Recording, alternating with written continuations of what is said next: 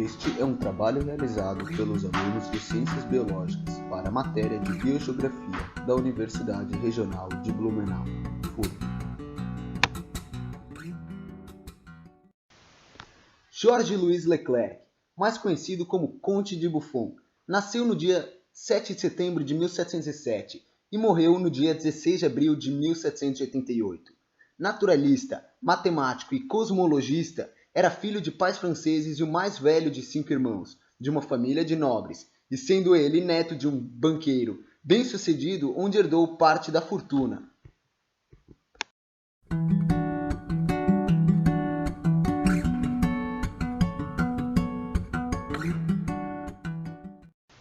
Com 10 anos passou a frequentar o colégio de jesuítas. Em seguida, ingressou na Universidade de Angers, onde cursava Direito.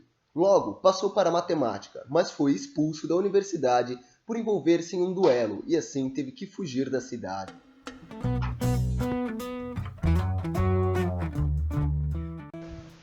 Após uma viagem pela Europa, Buffon retorna para a França devido à morte de sua mãe e herda sua fortuna. O jovem é chamado para trabalhar na marinha, para estudar a resistência à atração da madeira. Buffon, logo após, publicou seu trabalho, introduzindo cálculos diferenciais e integrais à teoria da probabilidade. Com isso, foi convocado para a Academia Real de Ciências em Paris, em janeiro de 1734. De 1734 até 1740, dedicou-se às finanças e ao estudo da botânica, principalmente fisiologia vegetal, e ainda traduziu a obra de Newton, Fluxo de Caixa, Método Direito. Em 1739, foi nomeado guardião do Jardim Botânico Real de Paris. Ali, reuniu imensa coleção de espécimes zoológicas e botânicas, além de vasto material de pesquisa geológica, paleontológica e mineralógica, transformando o local no conhecido Jardim das Plantas, que se tornou, em 1794, o Museu Nacional de História Natural. Em 1752, Buffon casou-se com Françoise de Saint-Belin-Malain, 25 anos mais nova que Buffon. Em 1764, tiveram um filho e sua esposa morreu 5 anos depois. Seu filho teria um futuro promissor, porém não viveu esta vida e na Revolução Francesa morreu na guilhotina em 1794. Buffon acreditava na ocorrência dos fatos por fenômenos naturais e não aceitava a ideia de Deus como controlador destes fenômenos. Faleceu em Paris em 1788. A causa da morte não se encontra especificada. Em vida, Buffon não foi muito admirado e foi alvo de críticas pela comunidade científica, principalmente por suas ideias pré-evolucionistas, pois afirmava sobre o parentesco entre as espécies, inclusive o homem e os primatas, porém, sem evidenciar um mecanismo coerente para tais mudanças. Ainda foi controverso e inovador com suas ideias sobre biogeografia das espécies atuais. Em 1749, até seus últimos dias, Buffon produziu uma grande obra com 44 volumes ao total, denominada História Natural Geral e Particular.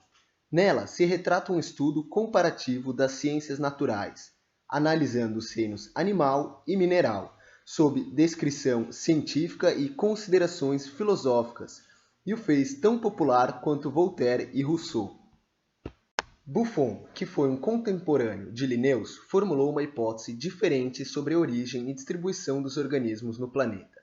Esta hipótese, presente em sua principal obra, remete a um centro de origem do organismo mais basal, localizado no extremo norte do planeta, em uma grande massa continental contínua entre o Novo e o Velho Mundo, com climas mais homogêneos.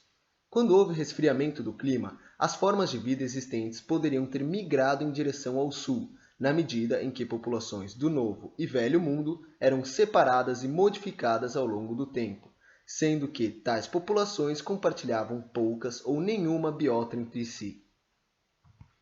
Esta ideia, altamente especulativa e fantasiosa, contribuiu muito para o suceder da biogeografia, implicando em 2 princípios centrais da teoria biogeográfica moderna, que climas e espécies são dinâmicos. As observações e análises de Buffon tornaram-se o primeiro princípio da biogeografia, conhecido como Lei de Buffon, na qual ressalta que diferentes regiões com condições ambientais semelhantes apresentam espécies distintas de plantas e animais. Esta contribuição de Buffon também alterou o curso da biologia evolutiva, procedendo Lamarck e Darwin com suas concepções sobre a influência do meio na inovação e degeneração das espécies.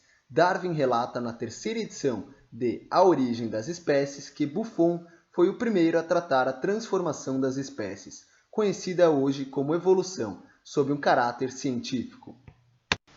Como diria Buffon, a natureza é racional e revelará seus segredos àqueles que aprenderem a ler e a entender sua linguagem.